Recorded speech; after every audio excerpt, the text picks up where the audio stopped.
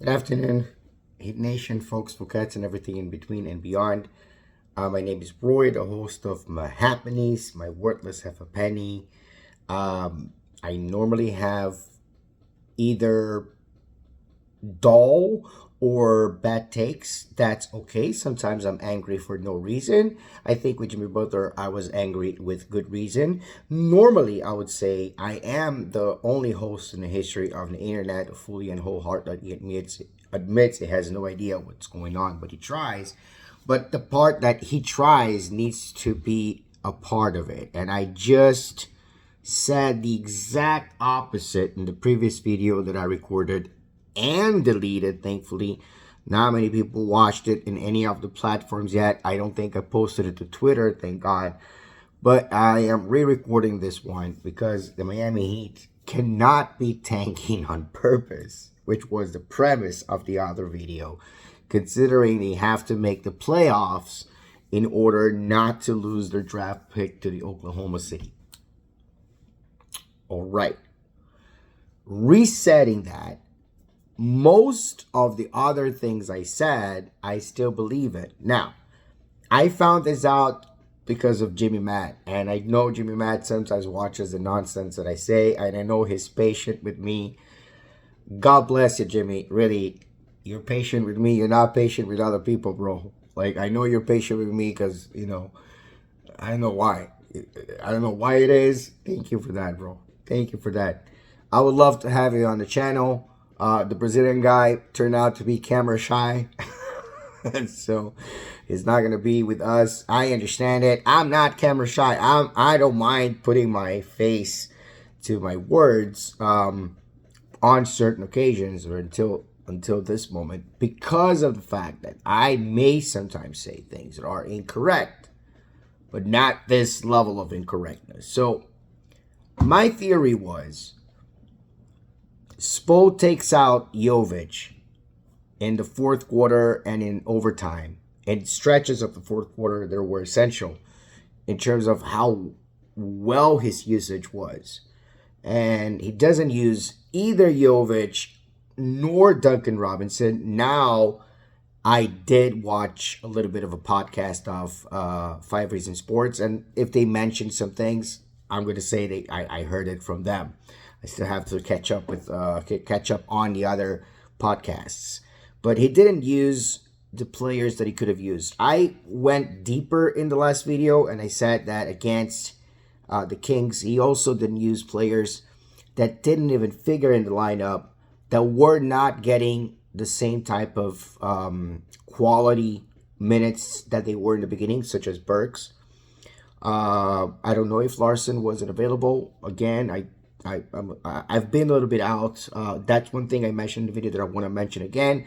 I have been dealing with some heavy stuff. I had been dealing with some heavy stuff throughout the years, but really, it's my mom that's been at the front and center of all of it, and so the fact that she is terminal is eventually going to make me, more distracted from basketball than I want. And also, Raph is still on vacation, and we're still not getting some of the content that it produces, which I think is awesome and amazing. And I love that, that he still even cares about it. So, thank you, Raph, for everything. We're discussing the game. And in the end of the day, of course, number one, everybody's going to blame Bam. Everybody is right. Bam's just not doing it in terms of his offense. He hasn't been doing it in terms of his offense for most of the games this year. It hasn't been effective.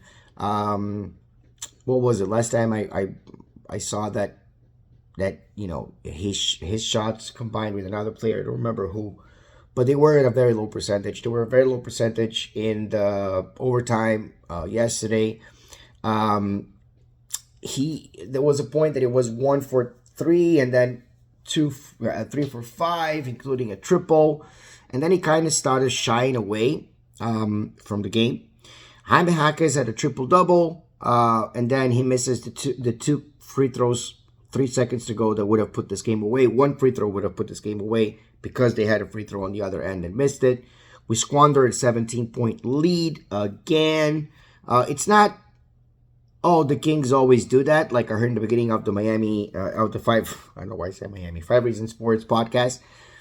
But they definitely squandered this one, and they squandered this one also by basically going more, by going smaller, which I would think is, look,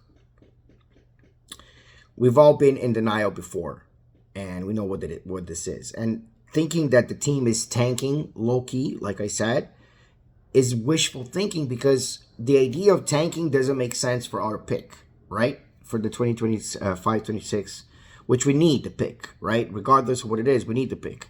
So we can't tank for that pick unless we're able to acquire the pick back. Then it's a different story. But, if we're not able to acquire the pick back, there's no reason not to try to make the playoffs. The one most important thing that I think is that I drove at is that because of the Jimmy Butler situation, losing Drew Smith, who was, definitely a guy that you can count on, both not sucking on offense and being great on defense throughout this season. And unfortunately, we lose him for the rest of the season. And probably there is a good chance that it could be the end of his career even. I just saw the news that Orlando Robinson are making was released by the Kings because the Kings are trying to make a roster spot. And I just asked for Butler to be traded away for DeRozan and whatever it is that something that Sacramento and another third team could bring us. Because I legitimately think that DeRozan is cheap enough that he could help us through the regular season more than Jimmy Butler can. And we can figure it out in the playoffs if that comes to that. Are we a playoff team? We're not a play-in team the way that we're playing. Right now, we're Miami Chaos. That's the part that I'm going to stick with. I'm going to stick with the fact that Hero may have not been very influential toward the overtime part of the game, but he was also very tired. We have another game coming up tonight, and one thing that I'm going to tell you is this. If we were to just tank, that's a different story. Even if we're not tanking, I really do think that our starting lineup would probably benefit from just a younger look. Generally speaking, just use the younger guys. I don't even, honestly, you know what? Let's just put it this way. The game yesterday was a game that we had in the bag. Not just because of the 17-point lead, but because of the general energy that we gave throughout most of the game. Right? We've lost games like this before. We've lost a worse game like this before. We weren't scoring many points. It was a low scoring. We were tied 112 in the second overtime, I think. First overtime. In the second overtime. Anyway, doesn't matter. The point is that this is chaos, Miami Heat. Meaning, since we don't know anything, we don't know anything. And not knowing anything is pretty annoying. I took a jab at the national media for never being able to. It's always anonymous sources. You never really know the entire position of the organization or the player. It's either one or the other. It seems like the national media, when it comes to the NBA media in particular, is on a leash. And then you have people from 5 Reasons Sports who also, yes, they know things, they understand things, they spoke to people, and that's why I trust them. But at the same time, I know that there are factors, both from the Miami Heat camp and Jimmy Butler's camp, that we don't know, and we don't have to know maybe. But at the same time, not knowing, a good part of the picture doesn't let us understand what's really going on other than we lost Jimmy Butler. Jimmy Butler may come back to the roster. Does Jimmy Butler want to come back to the roster once the suspension ends, especially after a suspension? Does Jimmy Butler want to come back? Is disruption not going to be even worse to the team? I understand that the team doesn't have a presence, and even us fighting to make the playoffs seems right now like a losing fight, especially because we already are in a 3-game losing streak.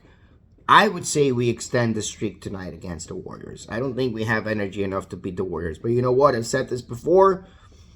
And I said this before. I said this before about winning. I said this before about losing. I've been wrong. I've been right. It's lottery. It's a lottery. It's just pretty much like Prize Picks. I pick over it goes under, I pick under. It goes over when it's obvious. I think Chris Paul, for example, just by mentioning that, Chris Paul has been over on the projected lineups for most of the betting apps throughout like the past several weeks. And every time that I went over like 3 times in points. He never made more than 6-7 points. And then yesterday he went over. I didn't want to bet on Bam and Sabonis and rebounds, and obviously they went over because of Sabonis, right? Because of Sabonis. Sabonis had a decent points, rebounds, and assist lineup, I think, and I also missed on that one. I missed out on that one. I did get something yesterday for Wemby and Vucevic, but other than that, that's pretty much what the only thing that I have to say is the Miami Heat seems to be in chaos.